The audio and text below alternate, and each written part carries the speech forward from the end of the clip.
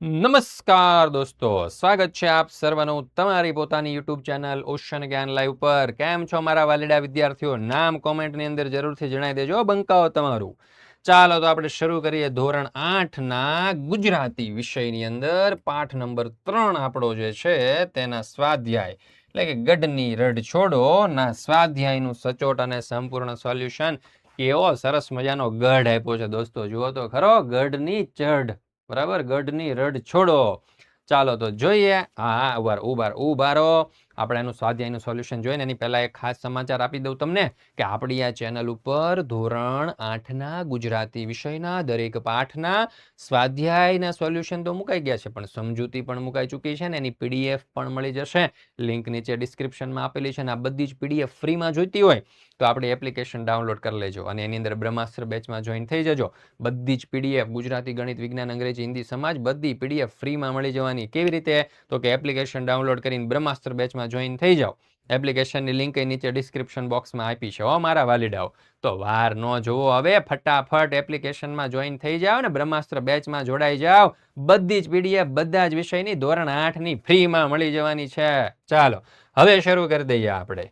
શું? તો કે પ્રશ્ન નંબર 1, એમાં વાતચીત. અહીંયા આપણને શું કહ્યું છે? તમને ક્યારે ક્યારે ઊંઘ નથી આવતી? તો ઉત્તર, જ્યારે કોઈ ચિંતા હોય, પરીક્ષા હોય કે મુશ્કેલી આવે ત્યારે મને ઊંઘ આવતી નથી. ઉદાહરણ, પરીક્ષાના આગલા દિવસે અથવા તો દિવસે કોઈ બીમારી હોય ત્યારે. ચાલો ત્યાર પછી બીજું, તમે કરેલા કોઈ બહાદુરી ભર્યા કામ વિશે જણાવો. તો જોઈએ ઉત્તર, જ્યારે તમે કોઈની મદદ કરી હોય, કોઈની મુશ્કેલ પરિસ્થિતિમાંથી બચાવ્યા હોય કે સારું કામ કર્યું હોય. બરાબર છે. ચાલો ઉદાહરણ જોઈએ તો કોઈ નાના બાળકને રસ્તા પરથી સલામત રીતે રસ્તો પાર કરાવ્યો હોય. ત્રીજું, તમે કોઈ કિલ્લા જોયો છે? ક્યાં? તો હા, મેં જુદા જુદા કિલ્લાઓ જોયા છે, જેમ કે પાવાગઢ, જુનાગઢ અને ચિત્તોડગઢ. ચાલો ત્યાર પછી આગળ, તમને તમારા જે જોયેલા કિલ્લાઓ એ લખજો દોસ્તો પાછા. કિલ્લાઓ શા માટે બાંધવામાં આવતો હશે? કિલ્લા શા માટે બાંધવામાં આવતા હશે? ઉત્તર, કિલ્લાઓ દુશ્મનોથી બચવા માટે, રાજ્યની સુરક્ષા માટે અને પોતાની તાકાત બતાવવા માટે બાંધવામાં આવતો હશે. કિલ્લામાં સૈનિકો રહેતા અને ત્યાંથી રાજ્યનું રક્ષણ કરતા. તમે સાથે મળીને કયા કયા કામ કરો છો? તો અમે સાથે મળીને ભણવાનું, રમવાનું અને ઘરના કામો કરીએ છીએ. ઉદાહરણ તરીકે શાળામાં પ્રોજેક્ટ બનાવવાનું, મિત્રો સાથે રમતો રમવાની વગેરે. છઠ્ઠું, યુદ્ધનો સામનો કરવા શી તૈયારી કરવી પડે? તો યુદ્ધનો સામનો કરવા માટે હિંમત રાખવી પડે, તાલીમ લેવી પડે અને શસ્ત્ર ચલાવતા શીખવું પડે. ત્યાર પછી સાથે મળીને રણનીતિ બનાવવી પડે જેથી દુશ્મનોને હરાવી શકે. ચાલો ત્યાર પછી જે વિદ્યાર્થીઓ હોય ને એમના માટે તો કાંઈ છે જ નહીં, આ શિક્ષકો માટે છે.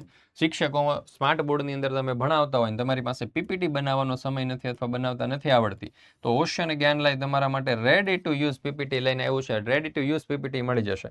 સમયની બચત થશે, અમારા લોગો સાથે મળી જશે, આકર્ષક ચિત્ર અને પ્રેઝન્ટેશન સાથે હશે.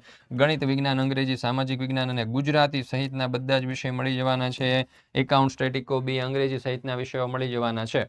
અત્યારે જ નંબર ઉપર સંપર્ક કરો. વિદ્યાર્થીઓને મોજ પડી જશે ને તમને ભણાવવાનો જલસો પડી જશે પીપીટી દ્વારા. ચાલો ત્યાર પછી આપણે આગળ જોઈએ પ્રશ્ન નંબર 2, ઉદાહરણ મુજબ શબ્દ જોડ પરથી વાક્ય બનાવો. ચાલો અહીંયા જો આગ અને ભડભડ આપ્યું છે તો એના ઉપરથી વાક્ય આ રીતે બનશે: જંગલમાં આગ ભડભડ સળગી રહી હતી. ત્યાર પછી છે ઝાંઝર અને રમઝમ, તો વાક્ય આવશે: નૃત્યાંગનાના પગમાં ઝાંઝર રમઝમ બોલી રહ્યા હતા. ત્યાર પછી છે પગલા અને પટપટ, તો અહીંયા વાક્ય આવશે: વરસાદમાં તેના પગલા પટપટ અવાજ કરી રહ્યા હતા. ત્યાર પછી ચપટીનો અવાજ પટપટ આવે છે. ચોથું છે ઢોલ અને ઢમઢમ, તો જવાબ આવશે: લગ્નમાં ઢોલ ઢમઢમ વાગી રહ્યો હતો. ચાલો ત્યાર પછી છે દાંત અને કડકડ. બરાબર, તો ઠંડીમાં તેના દાંત કડકડ વાગી રહ્યા હતા. ત્યાર પછી છે પાંદડા અને ખડખડ, તો જવાબ આવશે: સૂકા પાંદડા ખડખડ અવાજ કરી રહ્યા હતા. ત્યાર પછી છે ઘંટ અને ટનટન, તો જવાબ આવશે: મંદિરમાં ઘંટ ટનટન વાગી રહ્યો હતો. ઉપર મુજબના બીજા 2 શબ્દ જોડકા જાતે બનાવો અને તેના આધારે વાક્યો બનાવો.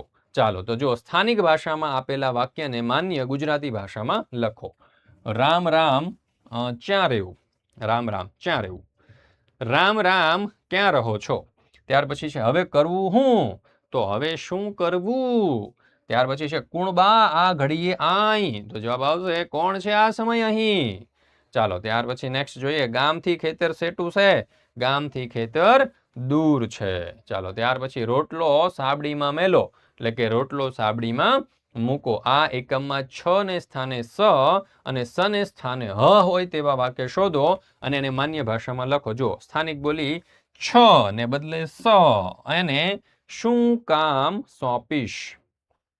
સ અને છ ને બદલે સ, તો અને શું કામ સોંપીશ.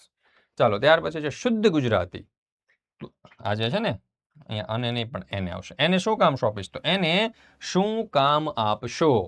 ચાલો ત્યાર પછી સ્થાનિક બોલી છે સ ને બદલે હ, તો હાંજ પડી ગઈ, એની જગ્યાએ આપણે કહીશું સાંજ પડી ગઈ. અહીંયા તમે જોશો હાની જગ્યાએ અહીંયા સા આવશે, સાંજ પડી ગઈ. ચાલો ત્યાર પછી તમે આ પ્રકારના 3 વાક્ય લોકબોલી અને માન્ય ભાષામાં લખો. પહેલું સ્થાનિક બોલી, ક્યાં જાઓ છો, શુદ્ધ ગુજરાતીમાં ક્યાં જાઓ છો. સ્થાનિક બોલી કેમ છો, તો અહીંયા આવશે કેમ છો. બરાબર. ચાલો ત્યાર પછી છે કચ્છના રણ વીટી પણ આપવી ત્યાં સુધી મનમાં વાંચો, એટલે કે અહીંયાથી લઈને અહીંયા સુધી. બરાબર.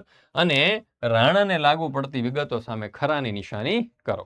ચાલો તો આમાં કઈ કઈ બાબતો રાણાને લાગુ પડે છે, તો જો કારભારી સાથે ખેતર પહોંચ્યા, ત્યાર પછી શૌર્યના સ્વામી, ત્યાર પછી ત્રીજું તો કે પ્રજાની સલામતીની ચિંતા.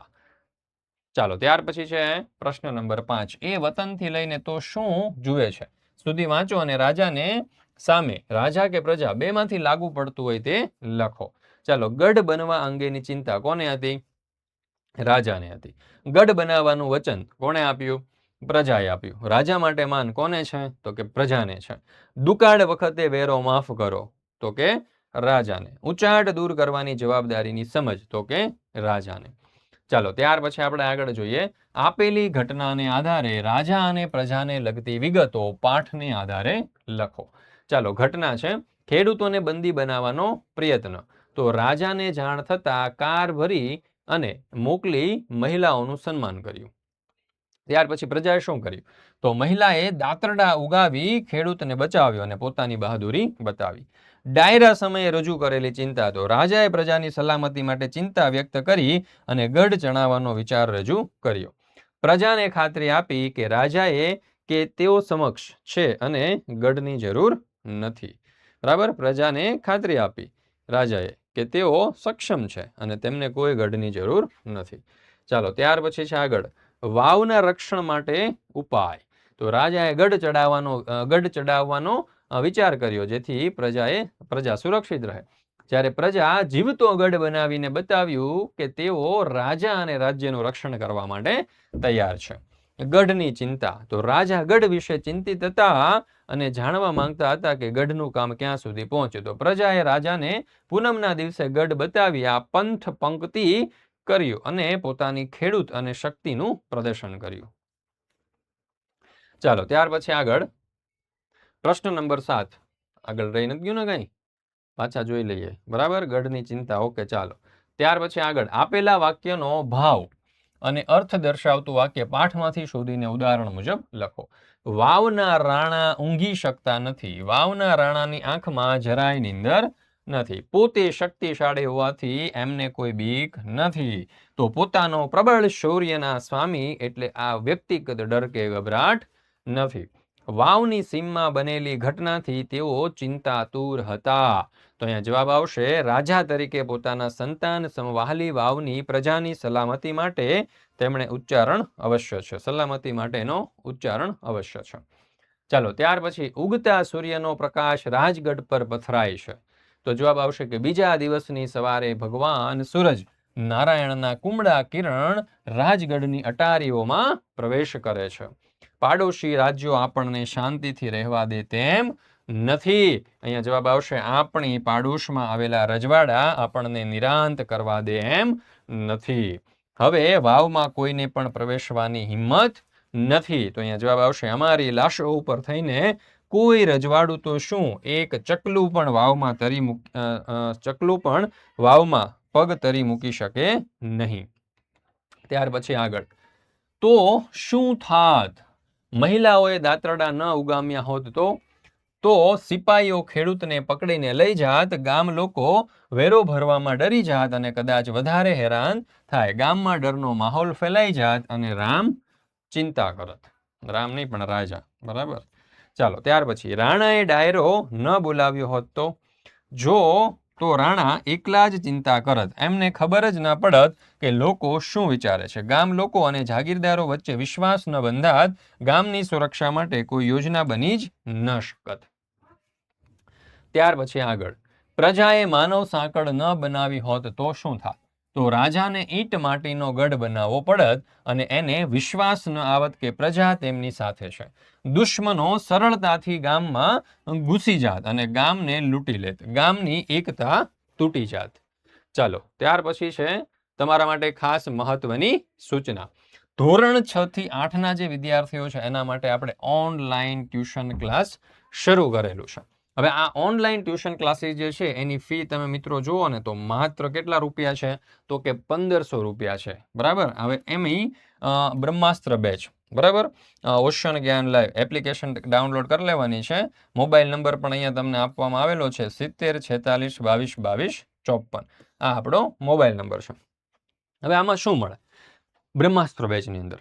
તો અહીંયા દરેક વિષયના સમજૂતી, દરેક પાઠની, સ્વાધ્યાય, સ્વધ્યન પોથી, એકમ કસોટી, ત્રિમાસિક કસોટી, પ્રોજેક્ટ પ્રવૃત્તિ, પ્રથમ સત્રાંત પરીક્ષા, દ્વિતીય સત્રાંત પરીક્ષા, યુનિટ ટેસ્ટ, MCQ, ક્વિઝ અને બીજું ઘણું બધું દોસ્તો. આ બધી જ વસ્તુ બ્રહ્માસ્ત્ર બેચમાં ફ્રી મળી જવાની છે. એકવાર મારા વાલા બ્રહ્માસ્ત્ર બેચમાં આવી તો જો, કેવી મજા આવે છે એ જાણી તો જો, કેવો ભણવાનો આનંદ આવે છે, કેવા માર્ક્સ આવે છે, કેવી સમજ પડે છે. એકવાર આવીને તું બતાવી તો જો બ્રહ્માસ્ત્ર બેચમાં. આખા વર્ષની 1500 રૂપિયા જ ફી રાખી છે લા, કોઈને પણ ન નડે એટલા માટે, બરાબર. ચાલો તો તમારા માટે છે દોસ્તો, ચોક્કસથી જોઈન થઈ જજો. ચાલો ત્યાર પછી આપણે આગળ જોઈએ પ્રશ્ન નંબર 9. પ્રશ્નોના જવાબ લખો. પહેલું, રાણાની નિંદ્રા શાથી ઉડી ગઈ? તો રાણાની નિંદ્રા ઉડી જવાનું કારણ એ હતું કે વાવના સીમાડે ખેતરમાં કેટલાક સિપાહીઓ વેરો ઉઘરાવવા આવ્યા હતા અને એક ખેડૂતને બંદી બનાવવાનો પ્રયાસ કર્યો. આથી રાણાને પ્રજાની ચિંતા થવા લાગી અને તેમની ઊંઘ ઉડી ગઈ. ચાલો ત્યાર પછી બીજું, ખેડૂતને બંદી બનાવ્યા સિવાય સિપાહીઓ પરત કેમ ફર્યા? જોઈએ ઉત્તર. ખેડૂતને બંદી બનાવ્યા સિવાય સિપાહીઓ પરત ફરવાનું કારણ એ હતું કે આજુબાજુના ખેતરોમાં કામ કરતી 4 મહિલાઓએ પોતાના ધારદાર દાંતરડા ઉગામી અને ખેડૂતને બચાવ્યો અને સિપાહીઓને ભગાડી દીધા. ચાલો ત્યાર પછી આપણે આગળ જોઈએ ત્રીજું, રાણા શાથી ચિંતા મુક્ત થઈ ગયા હશે? તો જવાબ આવશે, રાણા ત્યારે ચિંતા મુક્ત થઈ ગયો જ્યારે ગામના લોકોએ તેમને વચન આપ્યું કે તેઓ ગામની રક્ષા માટે મજબૂત ગઢ બનાવશે અને તેઓ બધા સાથે મળી અને ગામની રક્ષા કરશે. આથી રાણાને વિશ્વાસ બેઠો કે હવે તેમની પ્રજા સુરક્ષિત છે. ચોથું, પ્રજાએ કઈ જવાબદારી ઉપાડી લીધી? કેમ? તો અહીંયા જવાબ આવશે, પ્રજાએ પોતાના ગામને સુરક્ષિત રાખવાની જવાબદારી ઉપાડી લીધી.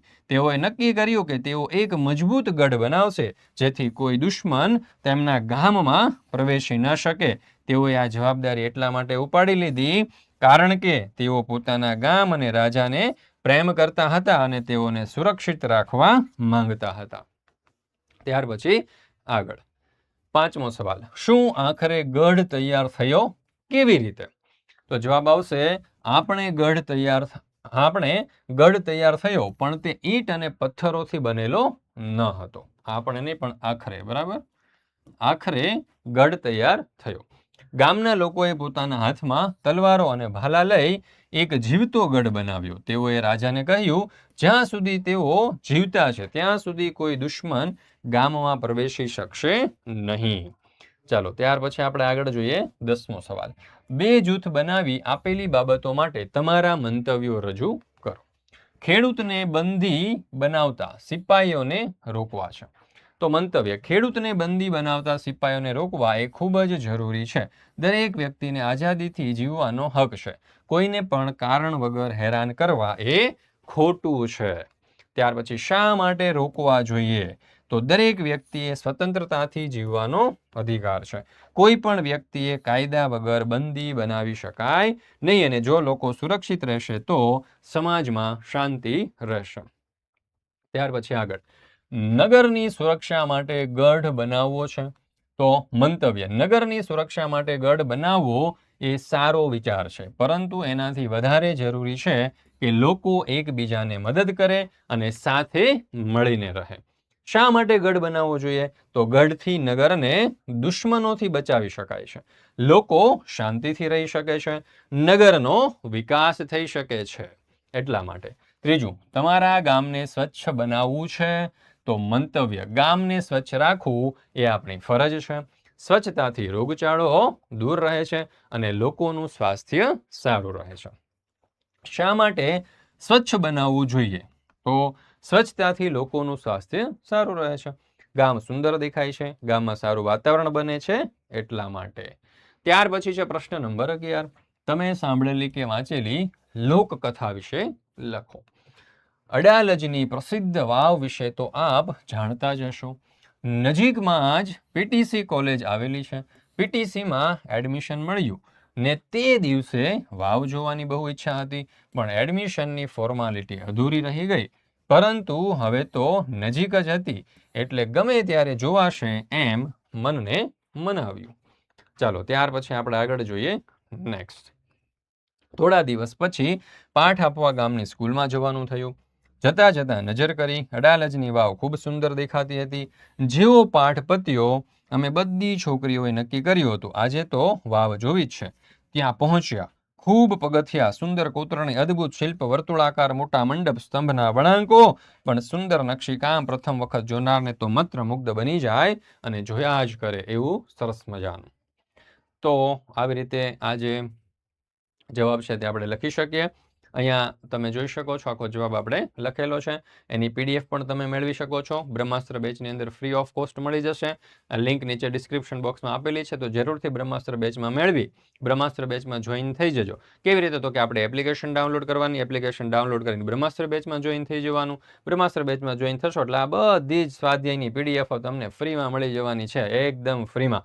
તો હવે રાહ ન જુઓ દોસ્તો, ફટાફટ જુઓ, અહીંયા નંબરે આપેલું જ છે. લખી દઉં અહીંયા તમને 70 46 22 22 54. આ નંબર ઉપર કોન્ટેક્ટ કરો દોસ્તો, સંપર્ક કરો ને ફટાફટ જોડાઈ જાઓ. ક્યાં? તો કે આપણી બ્રહ્માસ્ત્ર બેચમાં. બરાબર. Tata, bye bye, C you, આવજો, ફરી મળીશું.